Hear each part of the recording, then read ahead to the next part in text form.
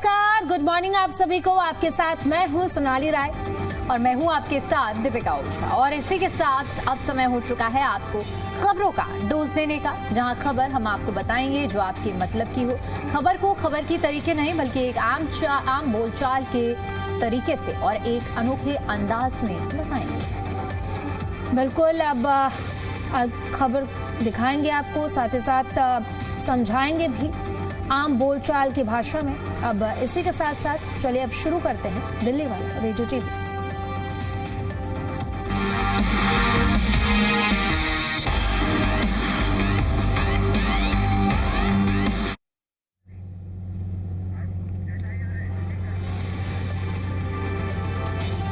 तो चलिए अब इसी के साथ सोनाली शुरू करते हैं दिल्ली वाला रेडियो टीवी, जहां हम बात करेंगे दिल्ली में एसआईआर के तहत घर घर जाकर मतदाताओं से गणना प्रपत्र भरवाने और उन्हें जमा करवाने के लिए सोमवार को जो चरण चल रहे थे, जो सिलसिला जारी था, वो सोनाली अब खत्म हो चुका है।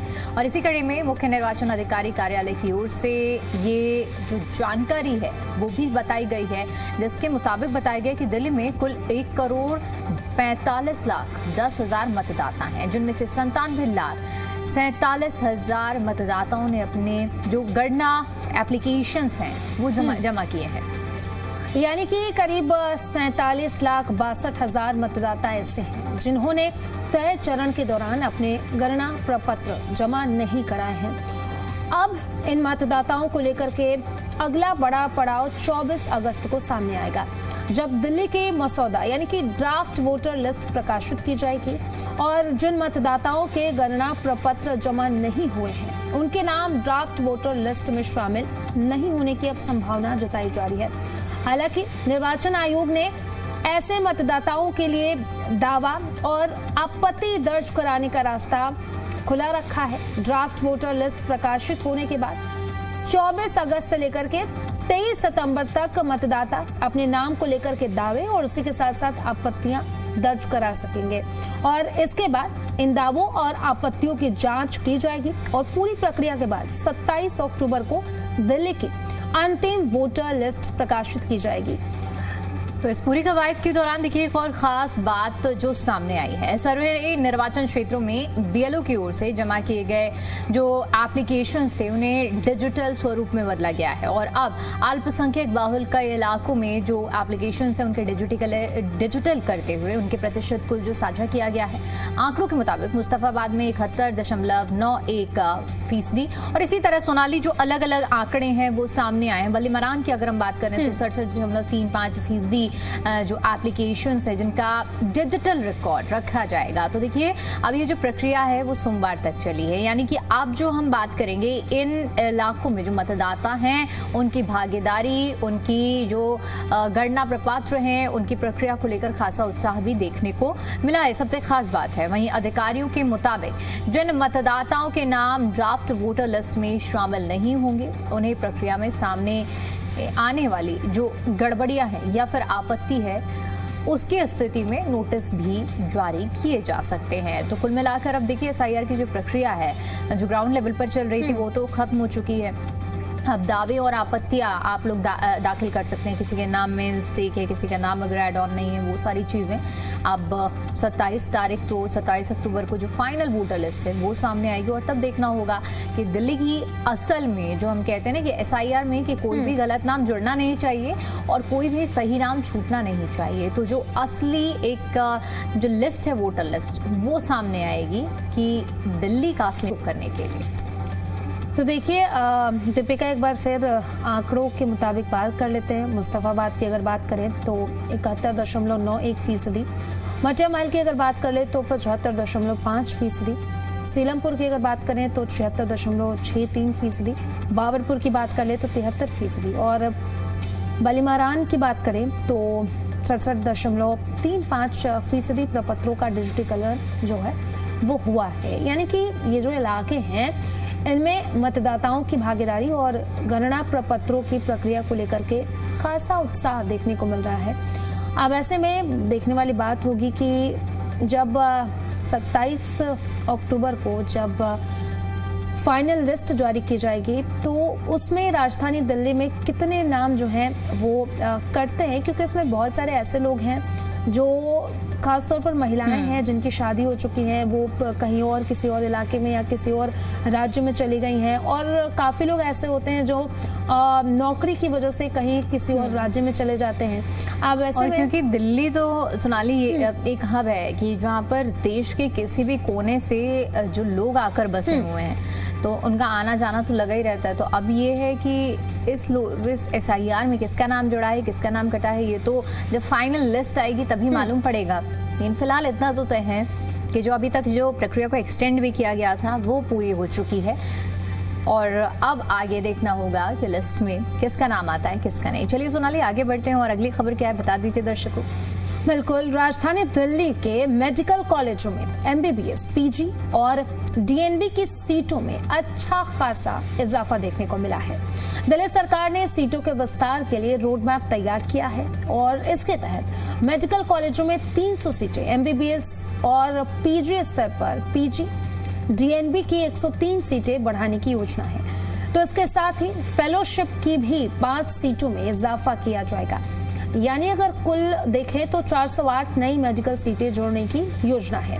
स्वास्थ्य मंत्री डॉक्टर पंकज कुमार सिंह ने कहा कि इस पहल का उद्देश्य दिल्ली के सरकारी अस्पतालों में डॉक्टरों और साथ ही साथ विशेषज्ञों की कमी को दूर करना और राजधानी की स्वास्थ्य जरूरतों के अनुरूप मजबूत मेडिकल वर्कफोर्स तैयार करना।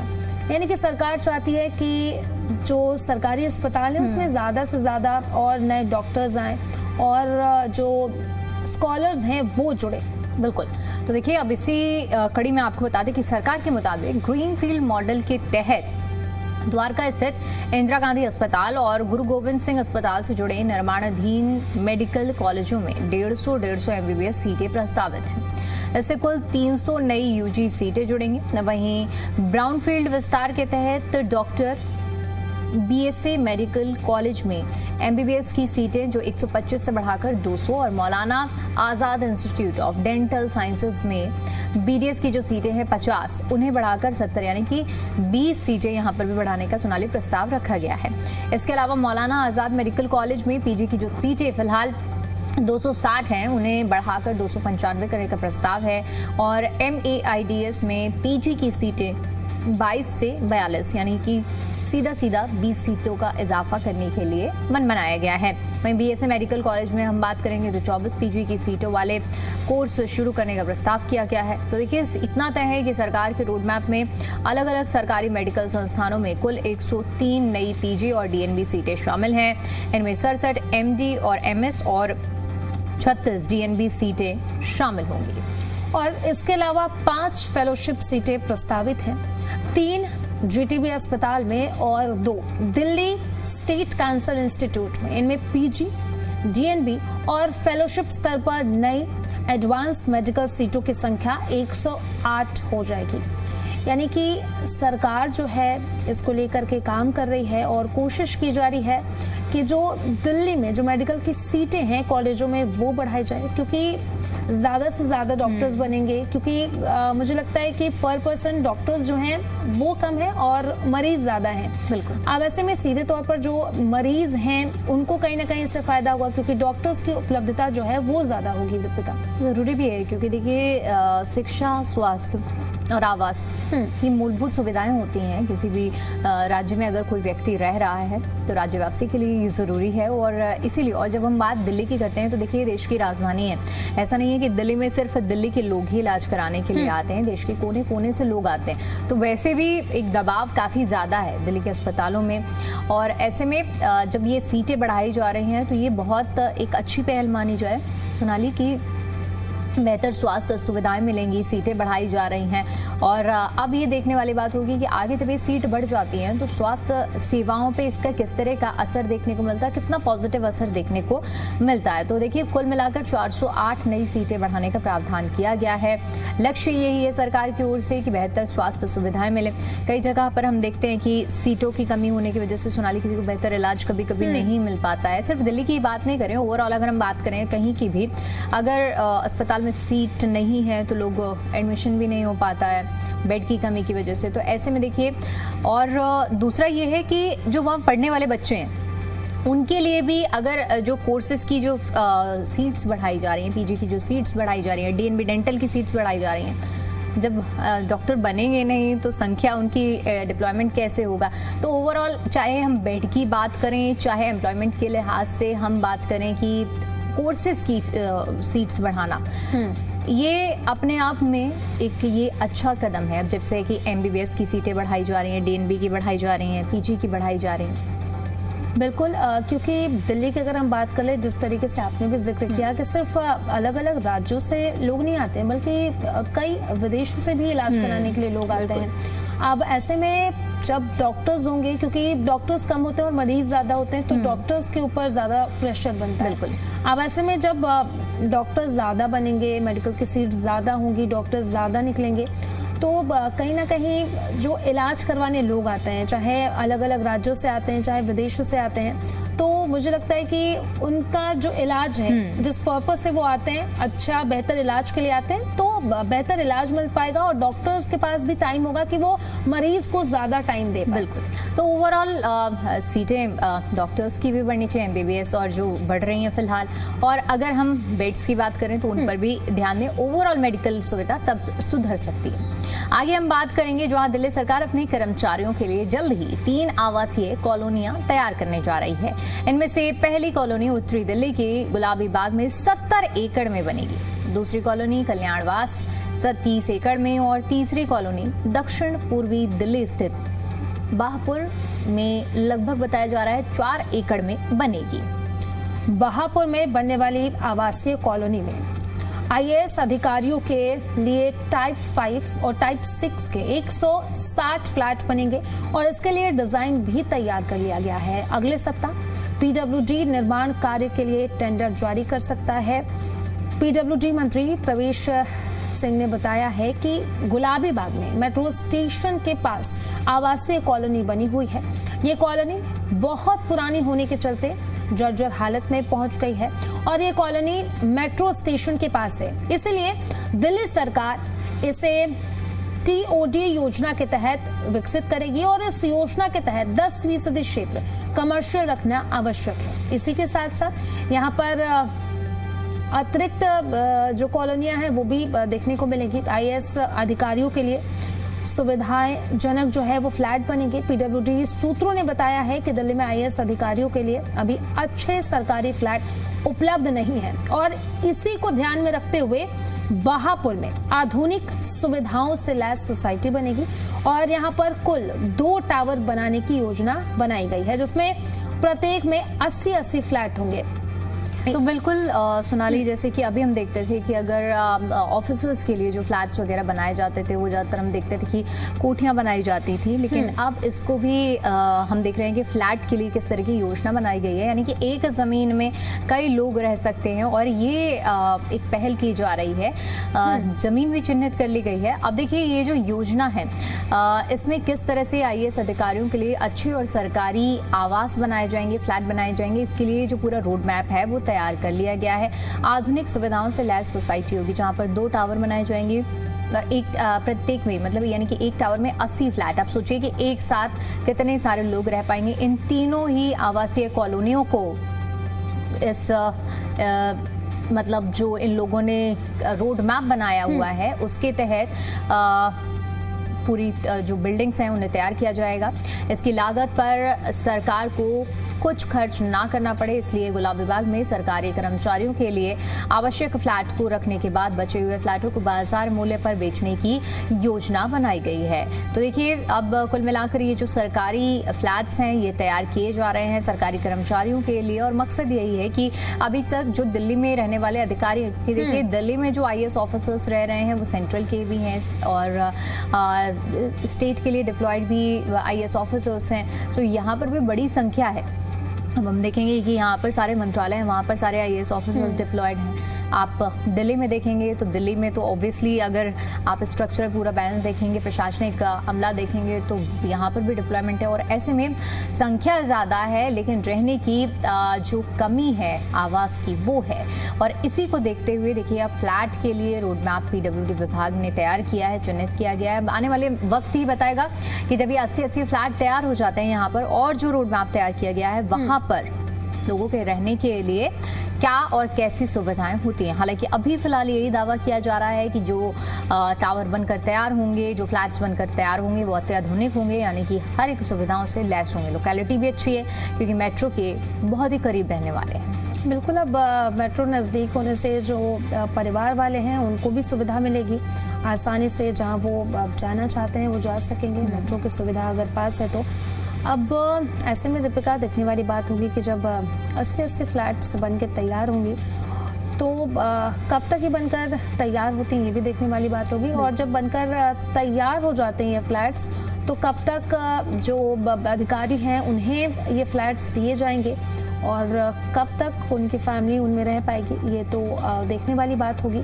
लेकिन अब बात करें विभाग की तरफ से तो लगातार इसको लेकर के काम किया जा रहा है कि हर एक अधिकारी को फ्लैट मिल सके।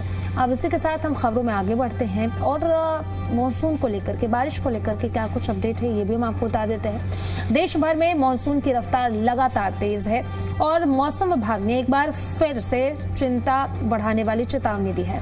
आज की अगर बात करें तो दिल्ली समेत देश के 19 राज्यों में मूसलाधार बारिश और भयंकर तूफान का आदेश जताया गया है। अब मौसम के इस सख्त मिजाज को देखते हुए लोगों को बेहद सावधान रहने की सलाह दी है। हालांकि जो दिल्ली वाले हैं वो बारिश का खूब इंतजार करते हैं कि बारिश हो तो जो उमस भरी गर्मी है, चिपचिपाती गर्मी है, उससे राहत मिले, क्योंकि पिछले दिनों बारिश देखने को मिली थी, राहत मिली थी। लेकिन पिछले 1-2 दिन की बात करें तो एक बार फिर से धूप देखने को मिल रही है और साथ ही साथ उमस भरी गर्मी भी। ऐसे में लोग परेशान हैं। तो एक तरफ मुझे लगता है बारिश के बाद लोगों को राहत मिलेगी तो वहीं दूसरी तरफ दिल्ली वाले थोड़े परेशान भी होंगे क्योंकि जलभराव की स्थिति भी बनती है, ट्रैफिक जाम भी देखने को जहां राहत है वहां आफत भी है। और जितने बेसब्री से लोग इंतजार करते हैं कि बारिश हो, लेकिन बारिश के बाद जो जलभराव और ट्रैफिक लगता है तो उसके बाद तो लोग यही दुआ करते हैं कि भाई थोड़ी बारिश हो जाए, इतनी ज्यादा बारिश ना हो कि सड़कों पर जब हम निकलें तो हमें अव्यवस्थाओं का सामना करना पड़े। अब देखिए जो इसको लेकर अलर्ट है उसके मुताबिक आपको बता देते हैं कि इस दौरान कई इलाकों में 70 से 75 किलोमीटर प्रति घंटे की रफ्तार से हवाएं चल सकती हैं। कुछ जगहों पर ओले गिरने की भी संभावना बताई गई है।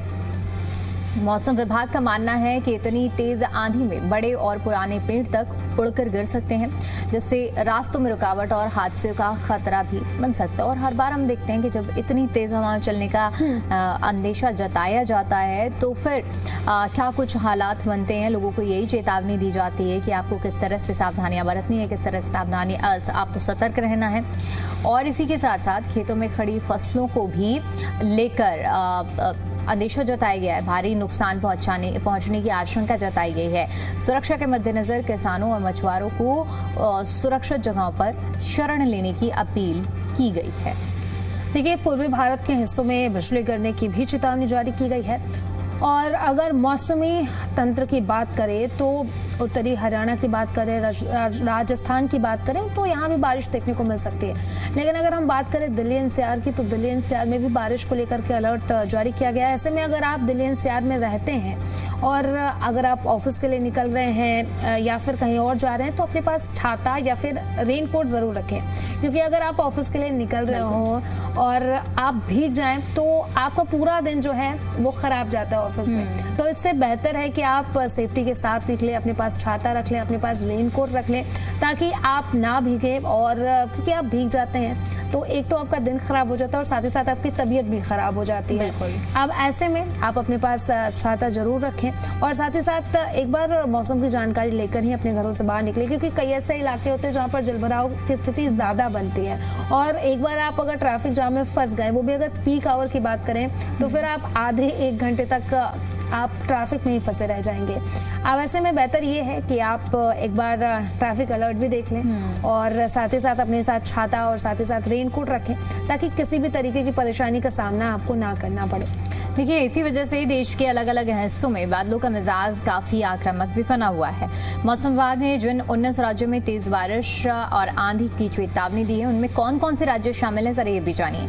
दिल्ली, उत्तर प्रदेश, बिहार, राजस्थान, हरियाणा, पंजाब, हिमाचल प्रदेश, उत्तराखंड, जम्मू कश्मीर, झारखंड, पश्चिम बंगाल, उड़ीसा, मध्य प्रदेश, छत्तीसगढ़, गुजरात, महाराष्ट्र, असम, केरल और आंध्र प्रदेश इसमें शामिल हैं।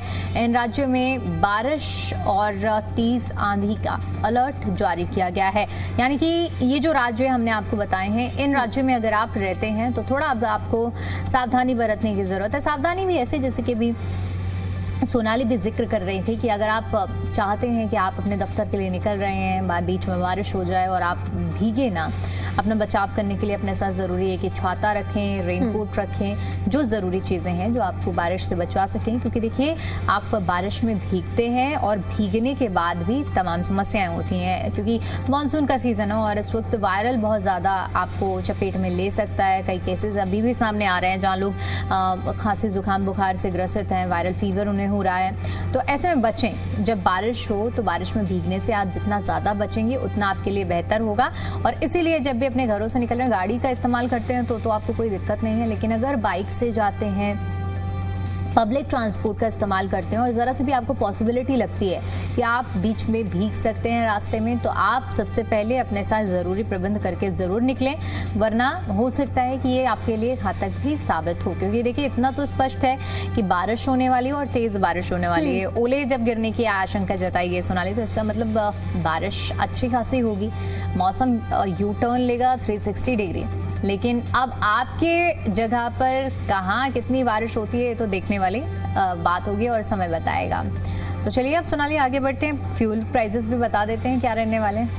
बिल्कुल, पेट्रोल, डीजल और सीएनजी के क्या कुछ दाम है वो बता देते हैं आपको। दिल्ली की बात करें तो दिल्ली में पेट्रोल की कीमत 102.12 पर लीटर के हिसाब से, डीजल की कीमत की बात करें तो यह है 95.20 प्रति लीटर के हिसाब से। सीएनजी की कीमत की बात करें तो यह 83.09 प्रति किलोग्राम के हिसाब से। नोएडा की अगर बात करें तो पेट्रोल की कीमत है 102.12 पर लीटर के हिसाब से। वहीं पर डीजल की कीमत की बात करें तो ये है 95.56 पर लीटर के हिसाब से। और सीएनजी की कीमत की बात करें तो 91.70 प्रति किलोग्राम के हिसाब से।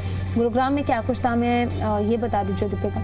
गुरुग्राम में देखिए 102.97 रुपये पर लीटर, 95 रुपये 44 पैसे पर लीटर आपको मिलेगा डीजल का दाम। और सीएनजी की बात करें तो 88.12 रुपये प्रति किलो आपको सीएनजी के दाम मिलने वाले हैं। तो ये देखिए, फ्यूल प्राइसेस आपके सामने हैं। अगर आज आप फ्यूल भरवाने के लिए जाते हैं तो आपको ये दाम मिलने वाले हैं।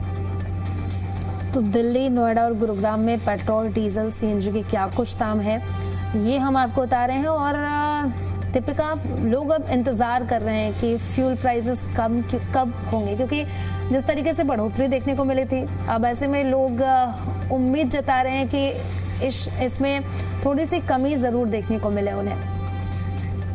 और चलिए अब आपको सोने और चांदी के भाव भी बता देते हैं। बात हम सोने की करेंगे तो देखिए, सोने के जो दाम है 1,55,270 रुपये प्रति 10 ग्राम सोना इस वक्त चल रहा है। और वहीं अगर चांदी की कीमत की बात करें तो ये है 2,50,000 रुपये पर किलो के हिसाब से। तो रक्षाबंधन नज़दीक है, त्यौहार नज़दीक है। अब ऐसे में गोल्ड और सिल्वर की अगर प्राइस की बात करें तो उसमें बढ़ोतरी ज़रूर देखने को मिल रही है, क्योंकि पिछले दिनों की अगर बात करें तो चांदी की कीमत 2 लाख माफ़ कीजिएगा 40,000 के आसपास देखने को मिल रहा था। लेकिन अब सोने और चांदी दोनों की कीमतों में बढ़ोतरी देखने को मिल रही है। तो बिल्कुल, अगर आज आप सोना चांदी लेने जाते हैं तो देखिए आज आपको यही दाम मिलने वाले हैं। लेकिन इतना ज़रूर ध्यान रखिएगा कि हम ये आपको रॉ प्राइसेस बता रहे हैं। अगर आप कुछ भी ज्वेलरी खरीदते हैं तो देखिए उस पर आपको जीएसटी और मेकिंग चार्जेस ज़रूर देने पड़ेंगे। तो उसके बाद जो प्राइसेस हैं वो थोड़े वेरी कर सकते हैं।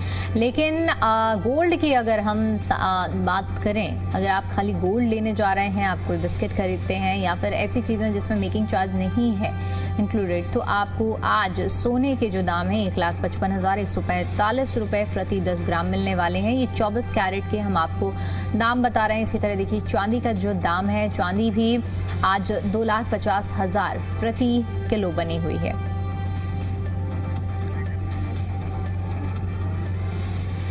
और चलिए इसी के साथ फिलहाल के लिए दिल्ली वाला रेडियो टीवी में इतना ही। दीजिए इजाजत। नमस्कार।